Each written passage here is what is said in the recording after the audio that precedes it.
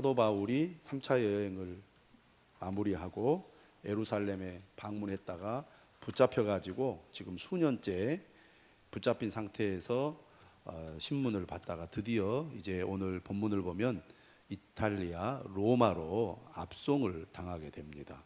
압송을 당할 때 무엇을 타고 이동을 하게 되느냐 하면 배를 타고 이동을 하게 됩니다. 지중해를 지나서 가게 되는데 아무래도 이 바다는 무섭잖아요. 지금도 사실은 좋은 시설에 배가 있다 할지라도 바다의 바람 때문에 침몰하는 경우들이 발생하기 때문에 위험하기 짝이 없습니다. 여러분 가끔 들으시잖아요. 북아프리카 난민들이 유럽으로 오다가 얼마나 많은 사람들이 목숨을 잃고 있습니까? 지금도 마찬가지입니다. 그런데 2000년 전에 지금과 비교해 보면 모든 기술이나 시설이 형편없던 그런 시대에 배를 타고 이동한다는 게 얼마나 위험한 일입니까? 육지로 이동하는 것보다는 빠르지만 그래도 배를 타고 바다를 지나가는 것은 매우 위험한 일입니다. 그런데 예상대로 오늘 27장을 보면 큰 위험을 만나게 되죠. 이때 하나님께서 바울과 함께 하셔서 바울을 지켜주시고 바울과 함께 이동하던 270여 명, 76명이죠. 이 사람들도 안전하게 생명을 보존하는 이야기가 오늘 본문에 나와 있습니다. 자, 27장 한번 우리가 보면서 내용을 살펴보도록 하겠습니다. 자, 1절, 2절을 한번 읽어보겠습니다. 시작. 우리가 배를 타고 이달리아에 가기로 작정되매 바울과 다른 죄수 몇 사람을 아구수도대의 백부장 율리오란 사람에게 맡기니 아시아 해변 각처로 가려 하는 아드라문테노 배에 우리가 올라 항해할세. 마게도냐의 데살로니가 사람 아리스다고도 함께 하니라. 자, 여기 보면 1절에 백부장 율리오가 바울을 비롯한 죄수들을 이제 로마로 압송을 하게 됩니다. 이때 그들이 탄 배가 나오죠. 이 배의 이름이 뭡니까? 발음이 좀 어렵습니다. 아드라 무테노라는 배에 올라갑니다. 물론 도중에 갈아타요.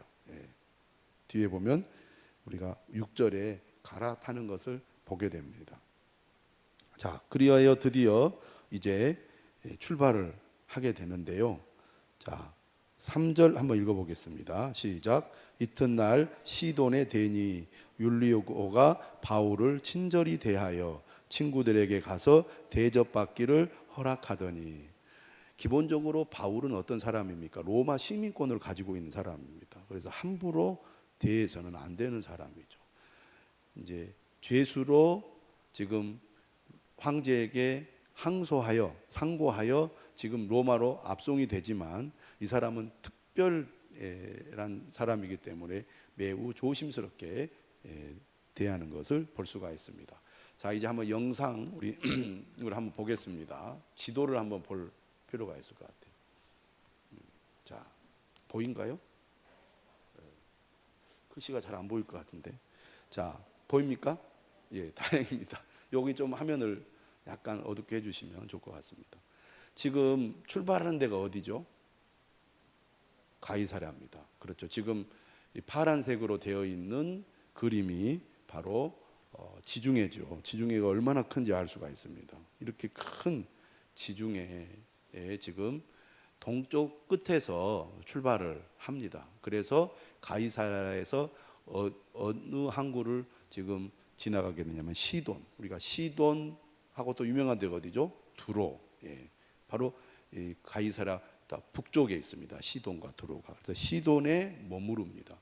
그러니까 지금 출발하는 것을 보면 지중해 한가운데를 가로지는 게 아니라 지금 육지와 가까운 곳을 이렇게 뭐라 그럴까요?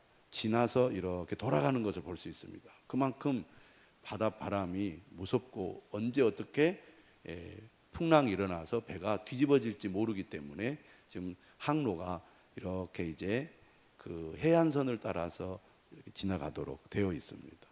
자, 그러다가 4절 한번 읽어보겠습니다. 시작. 또 거기서 우리가 떠나가다가 맞바람을 피하여 구브로 해안을 의지하고 항해하여. 자, 구브로 찾으셨습니까? 구브로. 지금으로 말하면 키프로스, 사이프러스라는 곳입니다. 또 유명한 관광지이기도 하죠.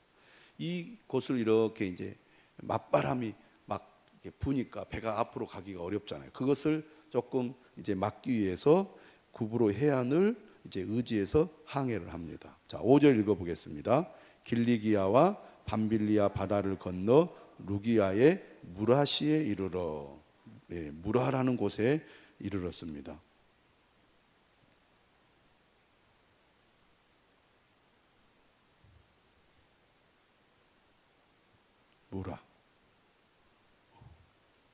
무라라는 거 찾았죠. 루기아 밑에 보이시죠? 예. 그리고 이제 6절 또 있겠습니다. 거기서 백부장이 이달리아로 가려 하는 알렉산드리아 배를 만나 우리를 오르게 하니. 여기서 배를 이제 갈아타게 됩니다. 자, 그리고 7절 또 읽어보겠습니다. 시작. 배가 더디가 여러 날 만에 간신히 니도 맞은편에 이르러 풍세가 더 허락하지 아니하므로 살몬의 앞을 지나 그레데 해안을 바람막이로 항해하여. 예. 자, 여기서 여러분 니도를 찾으셨습니까? 예, 리도 밑에 그레데가 있죠. 이 그레데라는 섬이 있습니다. 그레데. 크레타 섬을 얘기하는 겁니다. 이 그레데 이 해안을 바람막이로. 그러니까 그레데가 이렇게 이제 저쪽에서 불어오는 바람을 이 그레데 섬이 막아주니까 그 앞으로 해서 이렇게 진화를 가서 그레데 밑으로 이렇게 내려갑니다. 그래가지고 지금 8절 또 읽어보겠습니다. 간신히 그 연안을 지나 미항이라는 곳에 이르니 라세아시에서 가깝더라. 자, 라세아가 표시가 돼 있나요? 예, 그렇죠. 미항. 자, 미항이 어떻게 생겼는지 한번 사진을 보겠습니다. 아름다운, 예, 아름답죠. 가보고 싶죠? 예. 이 크레타 섬이 또 유명한 지역이죠. 예. 자, 그래서 다시 이제 지도로 가겠습니다. 그 저기에 이제 머무르게 돼요. 자, 그런데 이제 여기에서 문제가 생기게 됩니다. 9절 읽어보겠습니다. 시작. 여러 날이 걸려 금식하는 절기가 이미 지났으므로 항해하기가 위태한지라 바울이 그들을 권하여. 자, 금식하는 절기는 어느 절기를 말하느냐면 대속죄일을 가리킵니다. 내가 그랬어요? 예, 깜짝 놀랐습니다. 7월 이제 10일이 대속죄일이잖아요. 그러면 이게 이제 태양력으로는 9월과 10월 사이에 있습니다. 9월과 10월 사이. 그런데 지금 금식하는 절기가 이미 지났다는 것은 거의 9월 말 10월에 접어들었다는 얘기입니다. 근데 이때가 아마 이 주변 지중해의 그 뭐라 그럴까요? 날씨가 좋지 않았던 때였던 것 같습니다. 그러니까 갑자기 풍랑이 일어나 가지고 배가 위험에 처할 수 있는 그 시기였다는 얘기죠. 그래서 바울이 이렇게 주장을 한 겁니다. 바울은 지금 죄수로 압송되어 가지고 잡혀가고 있어요.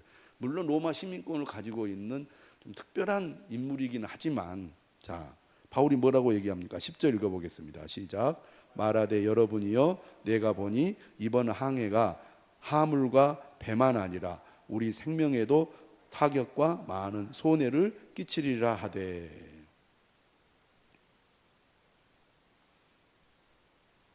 지금 이대로 미항을 떠나서 앞으로 전진을 하면 배도 위험할 뿐만 아니라 우리 생명도 위험할 것입니다. 가지 말았으면 좋겠습니다라고 강력하게 주장을 한 거예요. 그런데 11절 읽어보겠습니다. 시작. 백부장이 선장과 선주의 말을 바울의 말보다 더 믿더라. 당연하죠. 바울은 뱃사람이 아닙니다. 또 늘 그곳을 항해하는 사람도 아니잖아요. 자격도 없습니다. 전문가도 아닙니다. 누가 바울의 말을 믿어주겠습니까? 선장과 선주의 말을 믿죠. 선장과 선주는 어떻습니까? 선장은 전문가고 유경험자고, 선주는 이 실권이 있는 사람이니까 이제 선주가 거기에 사람들의 물건들을 실어 가지고 276명이거든 뒤에 보면은. 그러니까 뭐 벌써 이렇게 돈을 계산해 보면 돈을 벌 수 있는 지금 일인데 시간이 늦어질수록 손해를 볼 거 아닙니까? 그러니까 빨리 가야 된다. 그리고 선장도 지금까지 경험으로 보면 우리가 충분히 지금 상태로 보니까 갈 수 있다 이렇게 주장을 했던 것 같아요. 근데 바울은 뒤에 보면 알 수 있지만 성령께서 바울에게 감동을 줘가지고 지금 가면 안 된다는 그런 마음을 준 거예요, 사실은.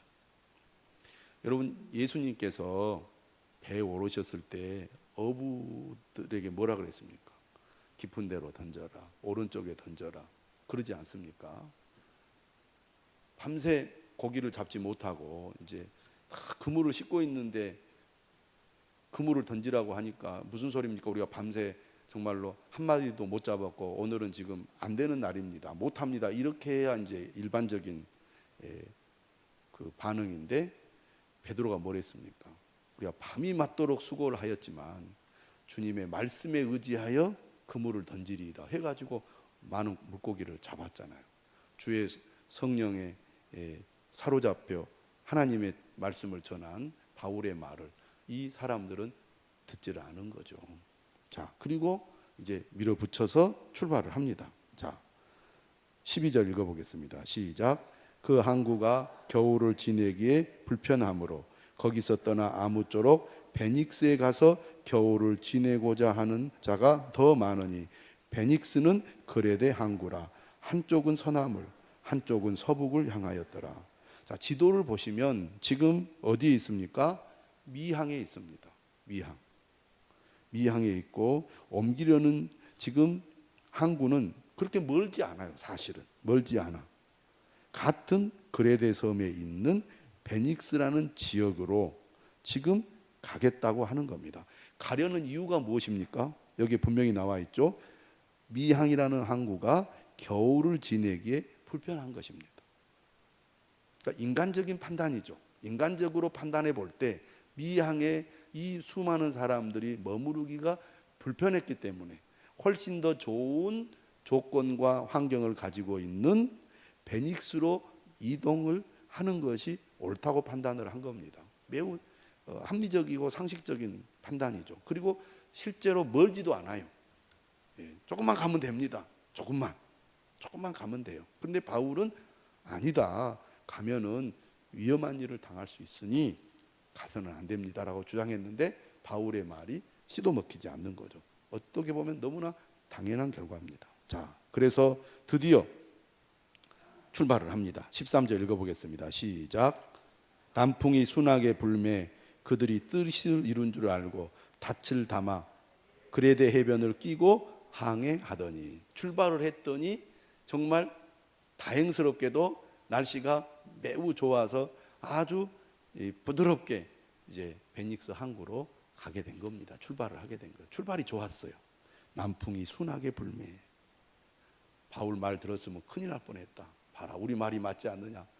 그렇게 아마 얘기하면서 그들이 그레데 해변을 끼고 이제 아래로 쫙 가는데, 자 14절입니다. 14절 15절 읽어보겠습니다.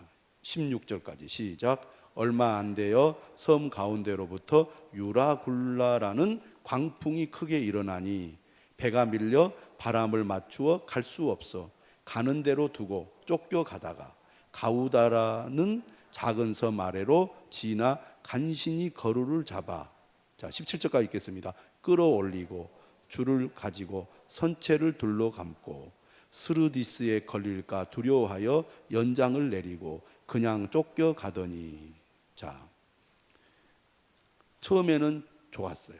그런데 얼마 가지 않아서 정말 바울이 말한 대로 큰일이 난 겁니다. 섬 가운데로부터 유라굴로라는 광풍이 크게 일어났어요. 이 유라굴로,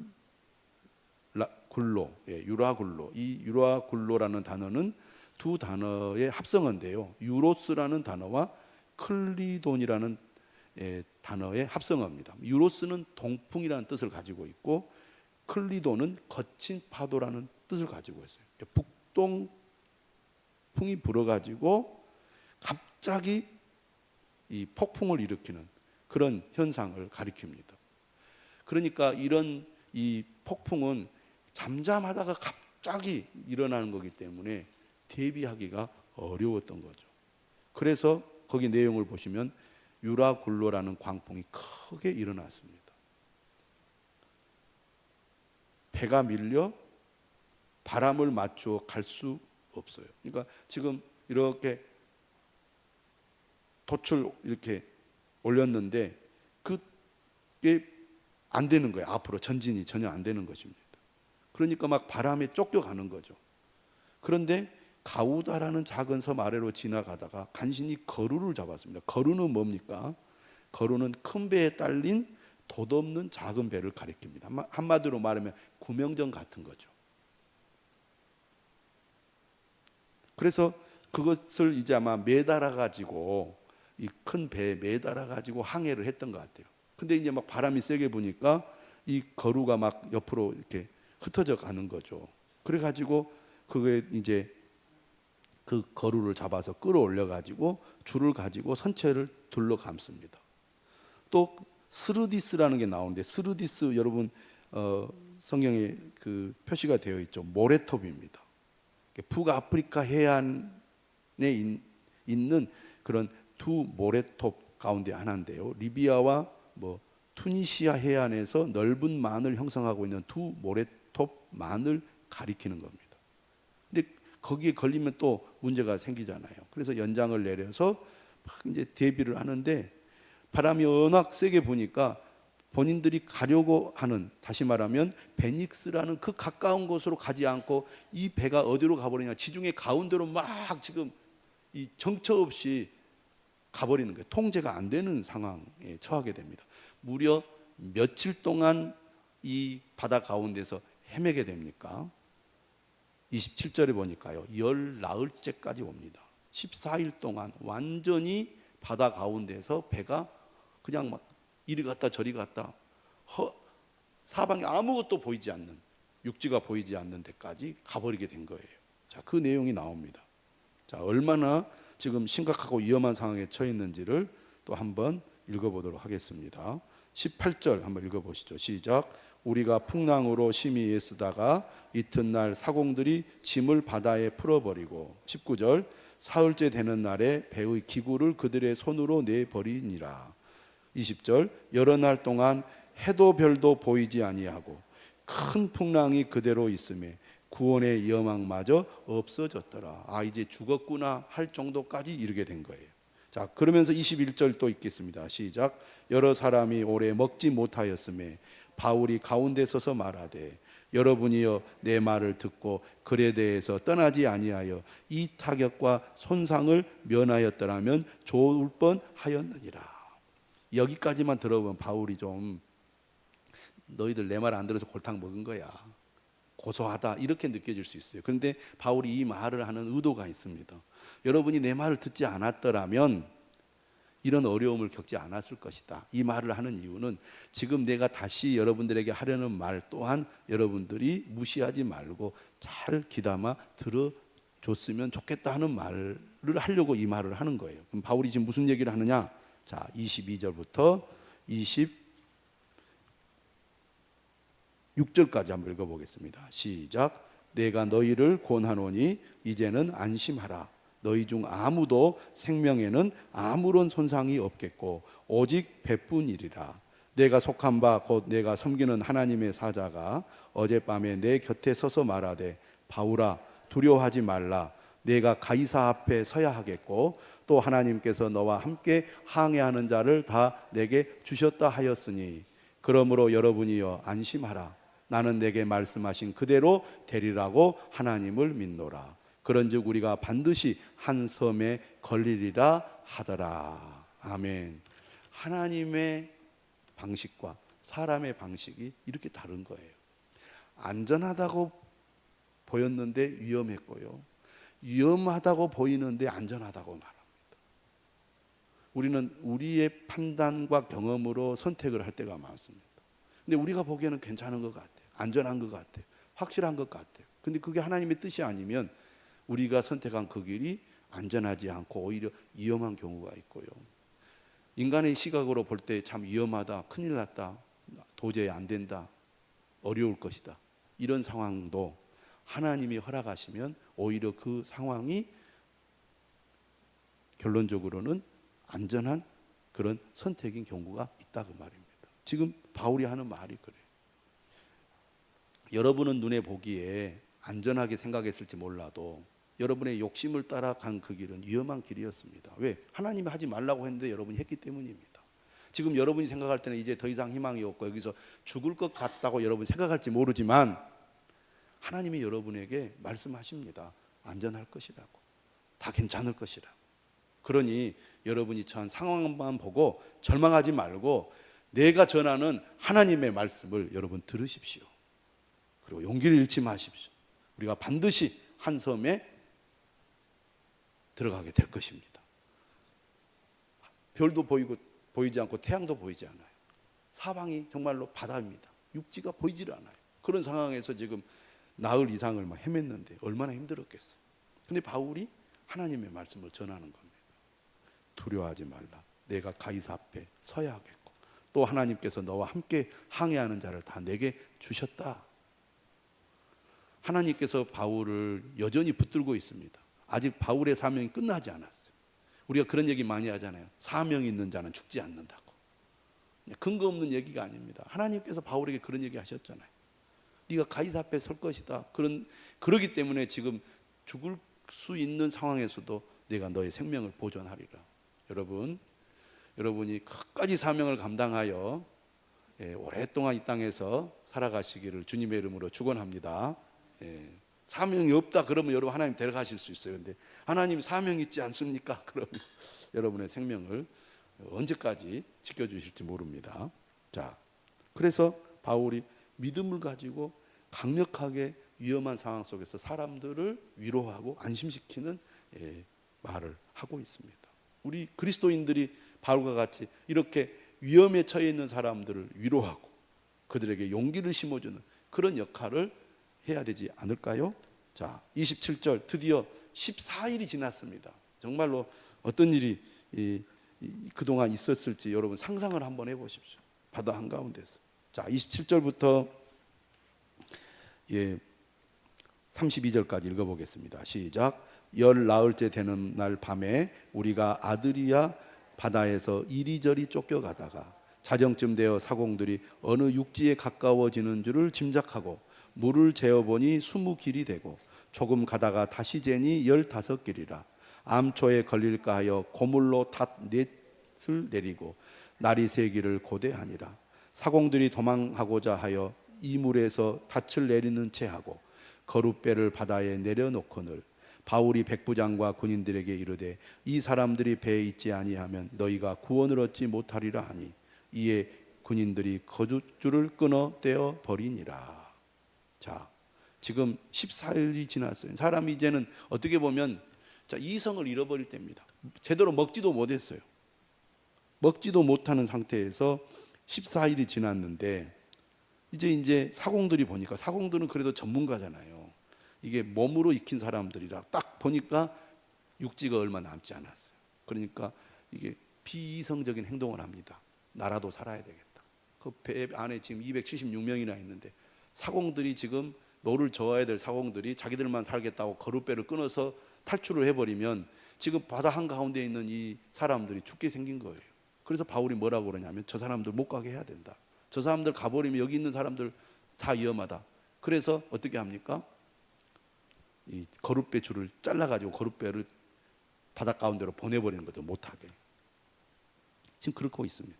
28절에 보면 20길이 어느 정도 깊인가 봤더니 영어 성경에 보니까 120피트 36.5m입니다. 조금 가니까 15길이 90피트입니다. 27.4m. 상당히 깊지요. 그래도 깊은 바다에서 보면은 얕은 편인 거죠. 그만큼 많이 지금 육지를 향해 왔다는 얘기입니다. 그래서 이제 거룻줄을 끊어서 이 사공들이 중간에 도망가지 못하게 조치를 취합니다. 자, 33절부터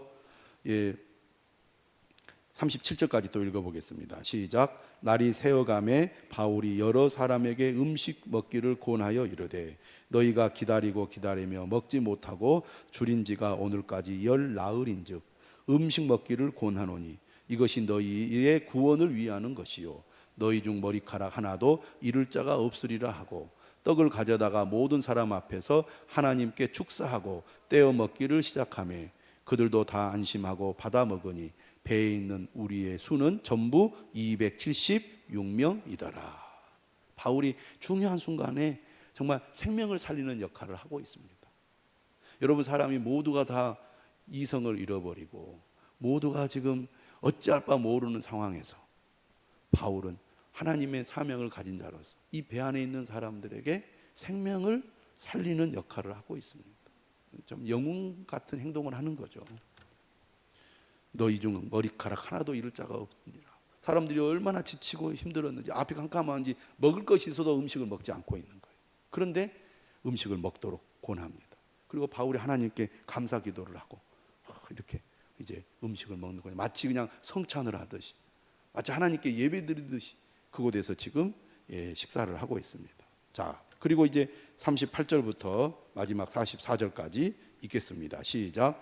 배부르게 먹고 밀을 바다에 버려 배를 가볍게 하였더니 날이 새매 어느 땅인지 알지 못하나 경사진 해안으로 된 항만이 눈에 띄거늘 배를 거기에 들여다 댈 수 있는가 의논한 후 닻을 끊어 바다에 버리는 동시에 키를 풀어 늦추고 돛을 달고 바람에 맞추어 해안을 향하여 들어가다가 두 물이 합하여 흐르는 곳을 만나 배를 걸매 이 물은 부딪혀 움직일 수 없이 붙고 고물은 큰 물결에 깨어져 가니 군인들은 죄수가 헤엄쳐서 도망할까 하여 그들을 죽이는 것이 좋다 하였으나 백부장이 바울을 구원하려 하여 그들의 뜻을 막고 헤엄칠 줄 아는 사람들을 명하여 물에 뛰어내려 먼저 육지에 나가게 하고 그 남은 사람들은 널조각 혹은 배 물건에 의지하여 나가게 하니 마침내 사람들이 다 상륙하여 구조되니라. 자, 이 상황에서도 여러 가지 일이 지금 일어나고 있습니다. 음식을 먹고 나머지 밀은 다 바다에 버렸어요. 왜? 배를 가볍게 하려고. 날이 샜습니다. 저 멀리 지금 항만이 눈에 띄어요. 그런데 배를 거기다가 지금 대려고 애를 쓰다가 41절에 보니까 두 물이 합하여 흐르는 것을 만나서 배를 딱 걸었는데 이 물이 부딪혔어요. 자, 이 물은 배의 앞쪽을 가리키고 고물은 배의 뒤쪽을 가리킵니다. 그래서 배가 이 물이 딱 부딪혀가지고 움직일 수 없는 상태가 되었고 뒤에 고물은 더 이제 이 물은 좀 더 높게 있고 고물은 더 밑으로 더 내려가게 돼 있거든요. 그것이 깨져버린 겁니다. 그러니까 지금 배가 이제 파선해서 침몰할 수 있는 상황에 이르게 된 겁니다. 지금 얼마 남지 않았는데 섬이 이 마지막 순간에 위험에 처하게 된 거예요. 그때 이제 군인들은 죄수가 도망갈까 걱정을 했어요. 만약에 죄수들이 도망간다, 그 책임을 군인들이 물어야 되니까 이 상황에서 죄수들을 죽이는 것이 자신의 미래를 위해서 좋다고 생각을 해서 죽이려고 했어요. 근데 하나님이 막으신 거죠. 백부장을 통하여 바울을 보호하기 위하여 어떻게 백부장이 지시를 내리냐면 헤엄칠 수 있는 사람들은 다 헤엄쳐서 육지로 가라고 이렇게 허락을 해준 겁니다. 그래서 그곳에서 전부 다 이제 헤엄쳐 가지고 이제 육지로 나가고 남은 사람들은 널조각이나 배에 있는 물건을 의지해서 이제 육지에 상륙하게 돼서 결국 바울이 말한 대로 한 사람도 죽지 않고 다 이제 섬에 도달하게 되는 거죠. 자, 그 섬의 이름이 무엇입니까? 멜리데입니다. 자, 이제 다 끝났습니다. 저기를 보시죠. 사진. 자, 얼마나 멀리 왔습니까? 그레데에서. 멜리데가 어디입니까? 지금으로 말하면 저기가 어디죠? 시칠리아입니다. 그러니까 이탈리아까지 온 거죠. 그 먼 거리를 그 가까운 베닉스를 가려다가 저기에서 14일 동안 헤매가지고 죽을 뻔했던 거죠. 금방 도착할 줄 알았는데 유라굴로에 휩쓸려가지고 저 멀리까지 지중해 한가운데로 그들이 가버린 겁니다. 그래서 자신들의 힘으로 통제를 못하는 상황이 된 거죠. 그런데 하나님이 기적과 같이 멜리데라는 섬에 도달하게 한 겁니다. 그래서 자기들이 원래 가려고 했던 이탈리아, 로마를 갈 수 있는 바로 그 반도에까지 이르게 된 거죠. 하나님의 은혜입니다. 말씀대로 된 거죠. 이런 위험한 상황 속에서 인간의 본성이 막 드러나잖아요. 나는 살아야 되겠다. 사공들도 그랬고 군인들도 그랬고. 근데 바울은 하나님의 늘 뜻을 따라서 전체를 살리려는 그런 의지와 노력을 보여주는 것을 볼 수 있습니다. 하나님께서 바울을 어떻게 인도하시는지를 오늘 27장을 통해서 우리가 확인할 수 있습니다. 성령의 인도하심을 따라 살아가는 사도 바울의 삶, 위기와 또 고난 속에서도 하나님의 뜻을 따르고 하나님께 영광을 돌리는 그런 삶을 살아가는 것을 볼 수 있습니다. 우리 모두 그러한 삶을 살아갈 수 있기를 주님의 이름으로 축원합니다.